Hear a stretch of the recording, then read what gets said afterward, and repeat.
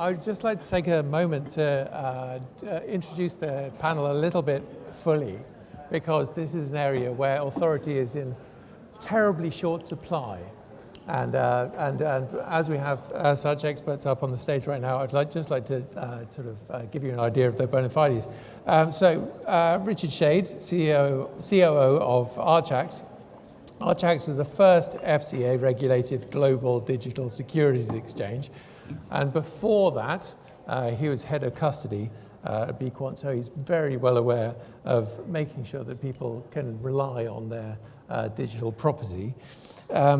Chris Cox is VP at GSR Capital, a big digital fund who's has a very successful record in digital investing.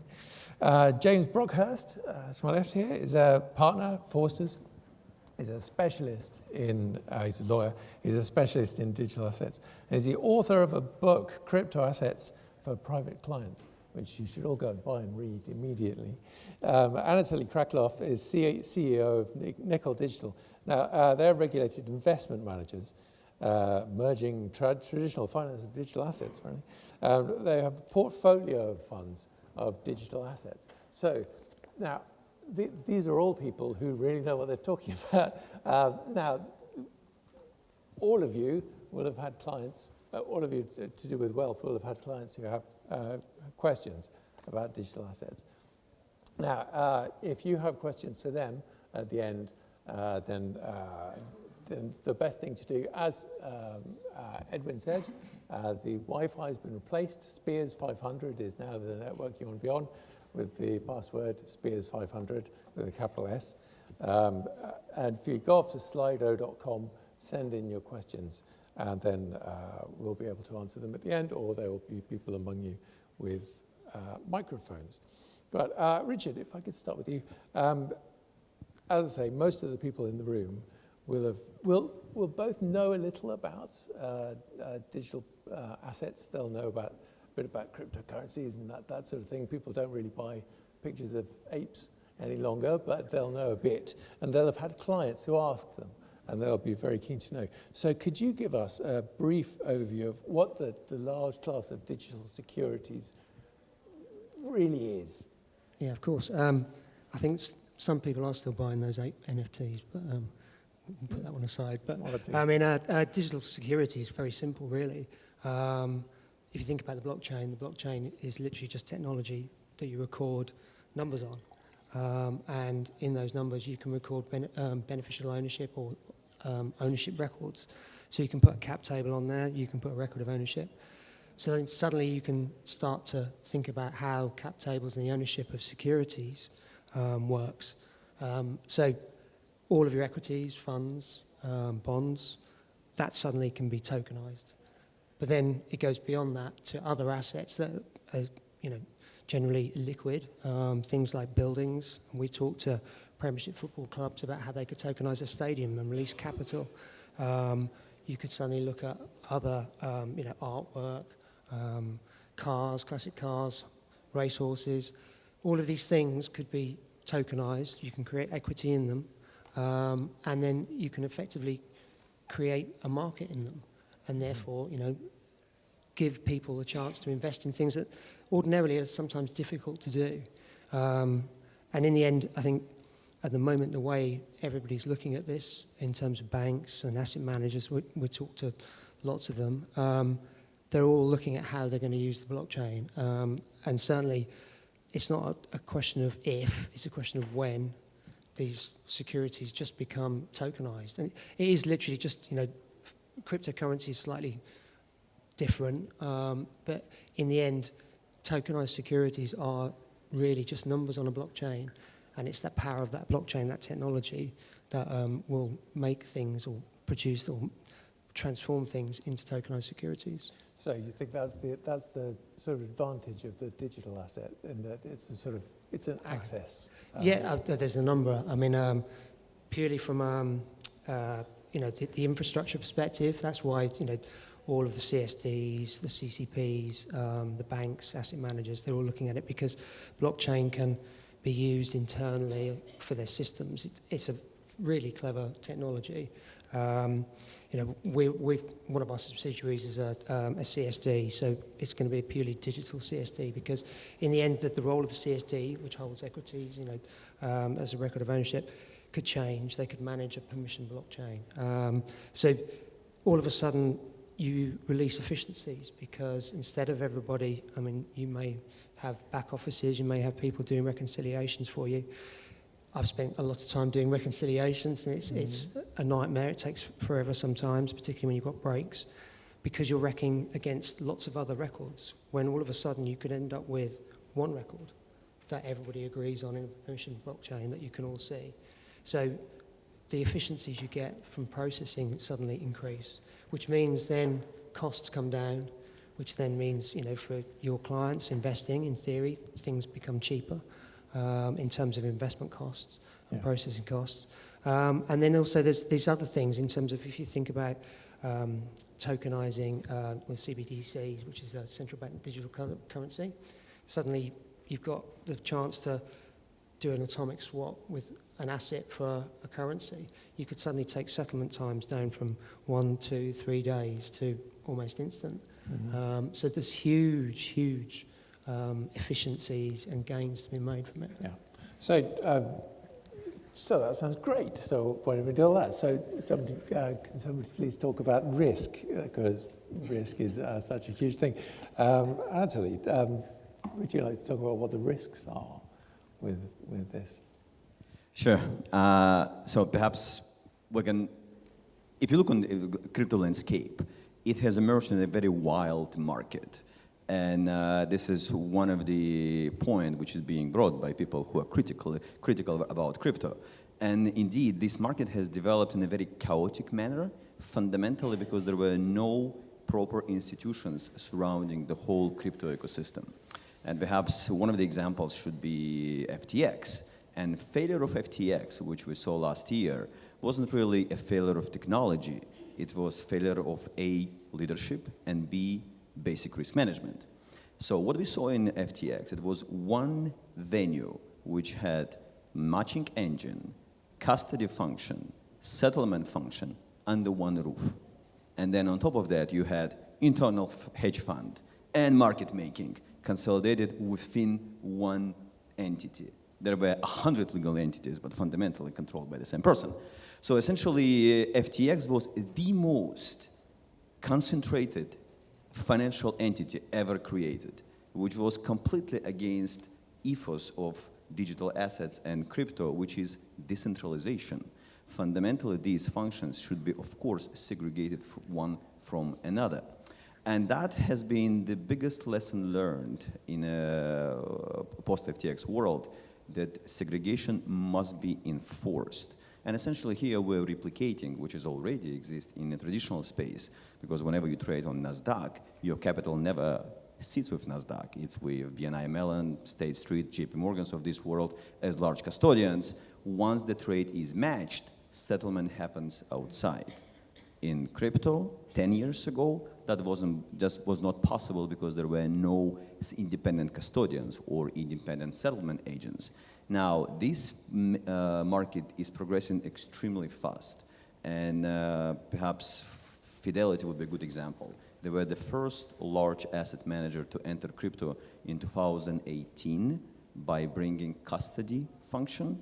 When they crossed Atlantic and became established their presence in the US, also in the UK, we became their first partner fund. Now they're expanding their presence globally. More importantly, they are joined by people like BNY Mellon, State Street, and others. And that creates far greater kind of better structured system, which ultimately will address this inherent risk of crypto.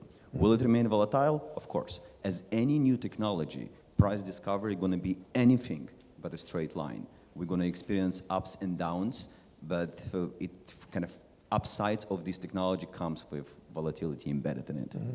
So we're talking about, you're describing a huge change in sort of investment practice and management. Chris, so you look around, you see the rest of the investment industry. Do you see a group of people who have a lot of catching up to do you think, in sort of understanding these Yeah, changes? certainly. There have been some early adopters, many of which, are typically high net worth individuals. A lot of macro hedge fund managers have been sort of investing probably personally for a long time, and increasingly so through their hedge funds. Within the sort of private wealth side, we've seen a lot of private family offices. They have been investing for a while, both on the venture side and increasingly more on the hedge fund side as well. But from what I see, there's definitely a lot of catching up to do when it comes to sort of more the retail side of wealth, I'd say. And that's no fault of their own, I'd say. The structures and the understanding necessary, a lot of these systems and technologies are new, and you need to dedicate the time to properly learn and educate yourself. The custody solutions are very different to the traditional world. That should be the first point of call and where the research should go. But this is an industry that is not going away. There are a lot of very motivated, bright people who come from traditional backgrounds working in this space. Well over 50 billion has been invested into these early stage companies. I think, and token projects. We're seeing increased institutional adoption. There's now something like $27 trillion worth of institutional banks and asset managers doing something in this space. I'm sure we've all seen the news the last few weeks of BlackRock, putting forward their first sort of Bitcoin spot ETF. These are big institutions that typically can move money. So I think there's a lot generally to do, but there are risks to understand, and I think people need to get ready to make that move because the big money is starting to talk now. Yeah. If I can add to this point on custody solution, interesting that crypto has very unique, non-trivial way to hold assets. You would be aware of so-called a public key and private key. Your public key can be considered as your email address. Private key is your password, which controls the content of whatever is in this box. Whoever controls private key controls the assets ultimately. Now, in traditional space, you would still have trust with bankers, BNI Mellon or State Street, who is your custodian. The probability of them going down is minimum. We can live with that, but still there is a counterparty risk. In crypto, fundamentally, this risk is removed kind of using the underlying math. And the logic is as follows. You want to eliminate single point of failure. The way you do that, a private key, which is a 64-digit long alphanumerical code, is cryptographically sharded, i.e. split in 3 parts, and then these 3 parts are distributed between a custodian, investment manager, and fund administrator. And now you need these parties to come together to kind of move asset. What you create, that if one party fails, that's perfectly fine. Contrary to the traditional world, I can afford my custodian to go out of business, and we wouldn't lose the asset. Why? Because you need only 2 out of 3 parts to recreate private key, and if, say, your custodian goes out of business, you join forces with fund administrator, you leave the asset, you have sufficient credentials for that, and move to another custodian, which is fundamentally what we are so focused on this elimination of counterparty risk. Actually, I'll just add to that as well, because on the custody side of things, I mean, you're right on the crypto side, but on the obviously the same thing happens with the tokenized securities. So we have to use the same methodology to store those tokens. But because they're securities, your custodian needs to be an authorized custodian.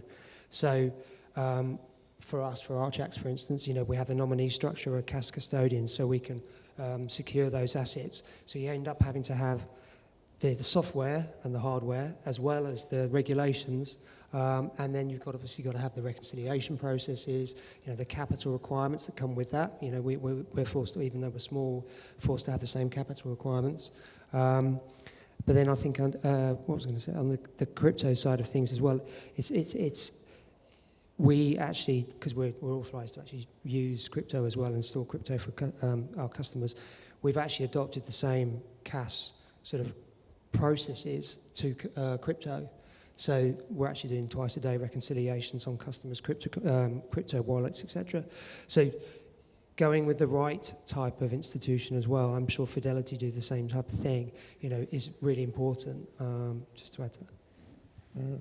So, I mean, we're talking about a sort of a trustless system that can just sort of go along by itself. So, James, you've been a lawyer advising people on their digital property for a very long time. What do you actually advise them on? We'll talk about regulation in a bit, I'm sure, but where does the law step in now, particularly for UK clients? Well, the law, first of all, to get its ducks in a row, is crypto assets, are crypto assets property, and thankfully the courts have said they are. So proprietary rights and everything that you always assume you take for granted when you invest in conventional assets. But for a while, that wasn't even, that question was still being discussed. In terms, so we're now trying to deal with the practicalities. So from a private wealth perspective, whether you're an early adopter holding a ton of Ethereum or whether you're a family office trying to move into the space, the practicalities are on the banking side. Private banks are still trying to grapple with this, despite the public nature of blockchain and the fact there are good firms out there, technical firms who can produce fantastic reports on the traceability of crypto. Private banks aren't comfortable. Law firms aren't quite comfortable yet. So let's say they want to diversify into real estate. It's very difficult to persuade a law firm to take on proceeds of crypto. So many law firms don't have their policies and protocols in place. Trust companies. So this is the big one for me because in the private wealth world, over a certain threshold, there will always be a trust or perhaps a foundation. To what extent are trust companies willing to take on these assets? Well, that's a really mixed bag.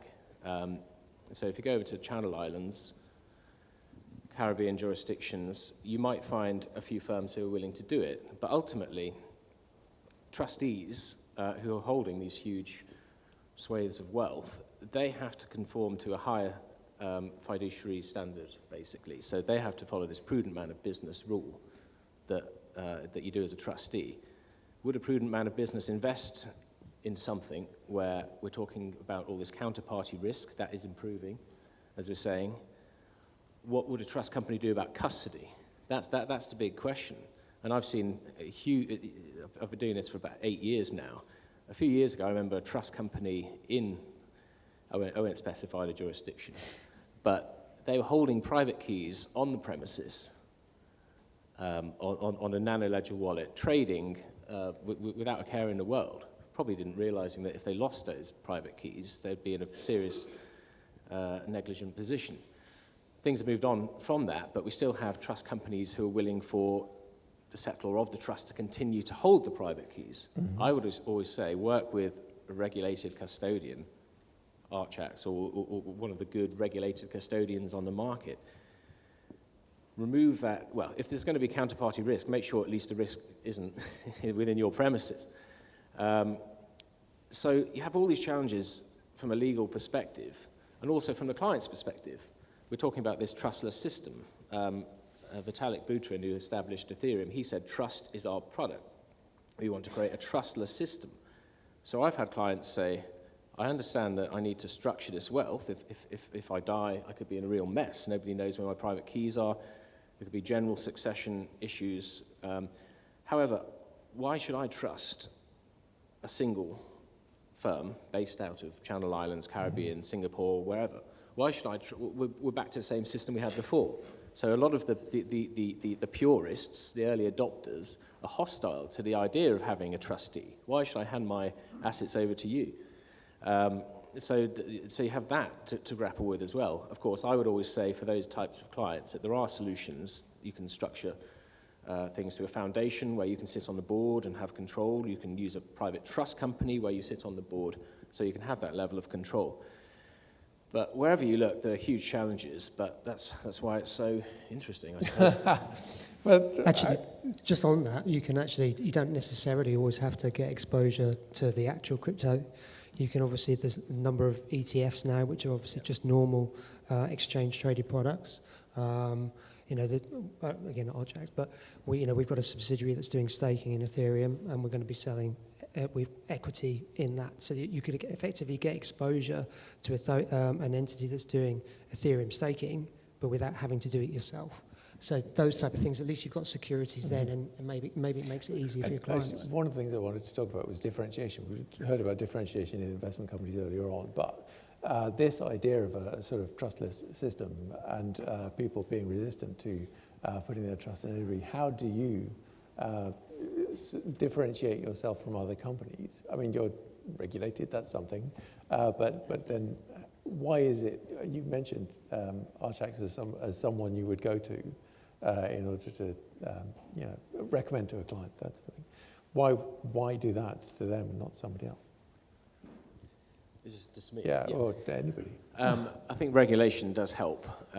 So it's very difficult to get regulated in this country with the FCA, so congratulations on doing so. And yeah, I like to see serious, robust systems. The family offices and the clients are very sophisticated. They will look at the procedures very rigorously. It helps when there is a sort of banking approach to these assets, because for a while we had too many people fresh out of university issuing tokens and doing wonderful things, but getting it very badly wrong because they didn't have that basic training in banking. So those are the things I would look for in a custodian. Mm-hmm. But I think it's absolutely vital to get that bit right. Yeah, and so we've talked about trust, but back to FTX for a second. This is basically someone wandering off with more than $1 billion of their clients' money, and yes, so that was because of centralization, you say, but how massive conflict of interest between individuals.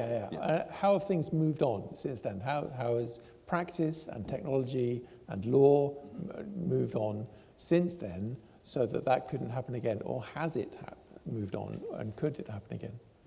So the way industry has addressed FTX problem, not to see FTX 2.0 ever again, was really to eliminate the kind of holding margin at any exchange.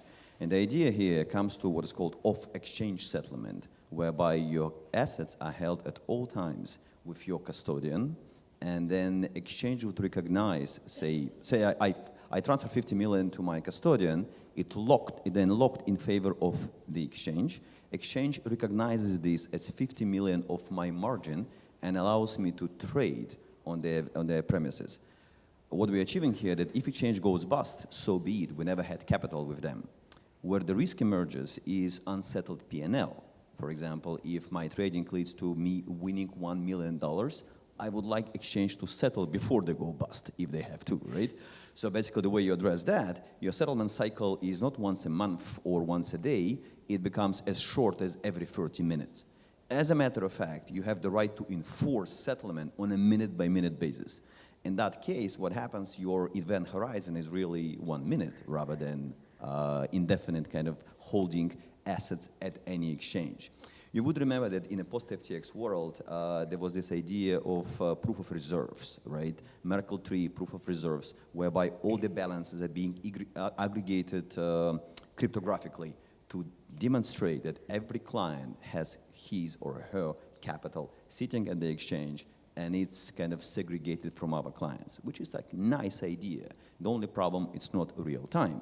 It happens kind of once a month, for example, and then between May 1st and May 15th, we have no idea whether your capital there or not. So what we said, this is nice, but not sufficient for us to take exposure to any of these exchanges. And the idea of off-exchange settlement has been around for quite a while, literally perhaps last 3 years. Copper was one of those custodians who brought this technology to the world. In their case, it's called Clear Loop. The logic is hold capital outside. Now, why in the pre-FTX world it wasn't really enforced across the board? Because the balance of power was in favor of the exchanges rather than traders.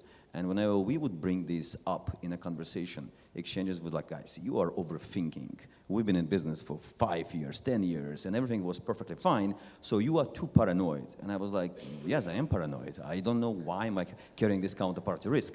So in the post-FTX world, balance of power has shifted dramatically. We have withdrawn capital from all the exchanges. And the message was, we would come back only to those who would accept off-exchange settlement. If you are, as an exchange, still demanding holding clients' capital, we will safely assume you are rehypothecating clients' assets. You need our capital to play in a different game. From that perspective, we're not touching this exchange. Essentially, that created this massive shift across the board. And if you look on our trading, for example, out of $7 billion we traded last month, 95% goes through off-exchange settlement. The remaining 5 would be a minor trading capital with the exchanges who actually are undergoing off-exchange settlement integration. It is a matter of another 1 or 2 months until they become fully compliant. So basically, the whole industry has shifted this way, and I think this is extremely healthy to minimize the risk of counterparty settlement risk, and all you are focused on extracting alpha from the market rather than kind of finding solution for your risk management. So, Chris, have you felt that shift from a sort of investment point of view? Is it a change in massively. The industry has spoken, and there's still issues in the sense that there is a concentration in a post-FTX world where Binance still trades a lot. But there are different exchanges now, increasing their trading venue capacity. We're seeing Coinbase sort of hopefully opening up a derivatives exchange outside of the US. There are definitely positive movements happening for sure. So then the big question for the people in here, the wealth people in here, is how they can access this sort of space for their clients. How you have a family office or a high net worth individual client comes in and they're really interested in accessing digital investments. How would they go about that?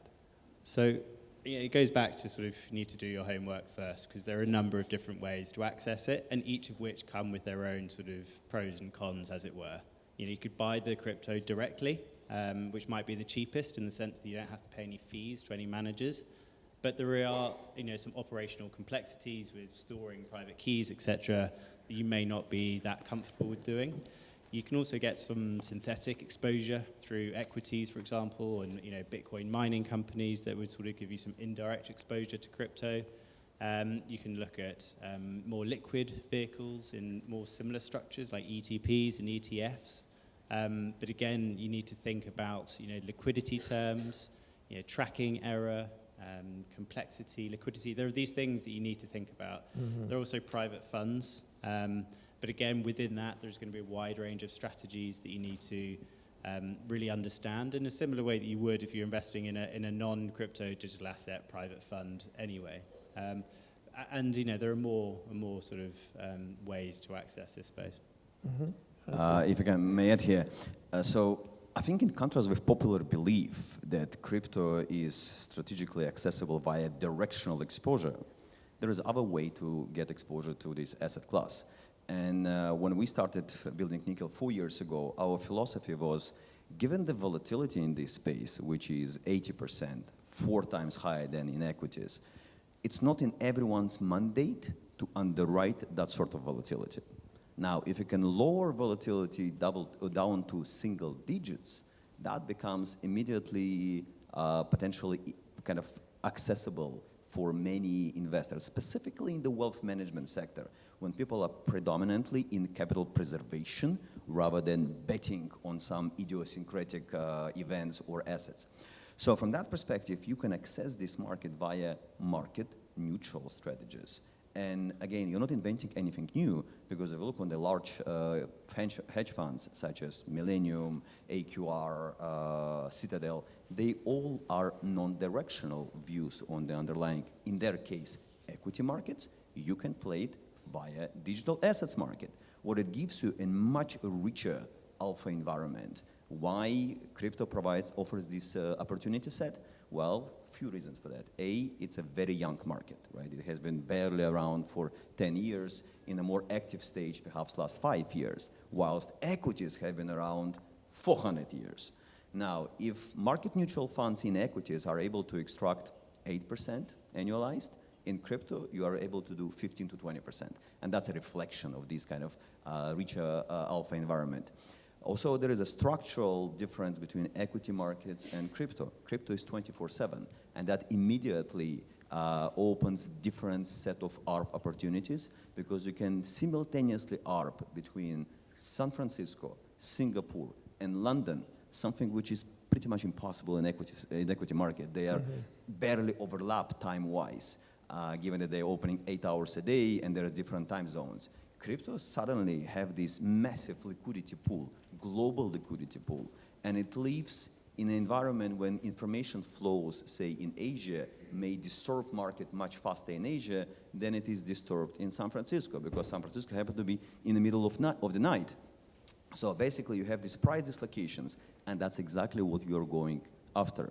So in the context of what we've been building, we thought, if we were to build infrastructure for wealth managers, family offices, university endowments, and down the line sometime pension funds to come into this market, what is their major concerns would be? And there are a few of them, as the way we saw it. One of them is regulation. And naturally, there were a number of participants, still are, in the market, which are shying away from regulation. From our point of view, path to capital lies through regulation. So to that end, we personally went to be regulated by FCA here in the UK, but also by CFTC in the US. And covering these two major markets gives you access to the largest pool of capital. Then on the second part is transparency. And the way we structured business, for example, bring KPMG from day one, right? So now we have 4 years of audited financial statements. And from that perspective, we look like a traditional investment manager. We just happen to trade a different asset class. Rather than equities of income, fixed income, you go into crypto. And then custody comes to play. Again, we have discussed that. Now you have major allocator or major providers of these services coming into crypto.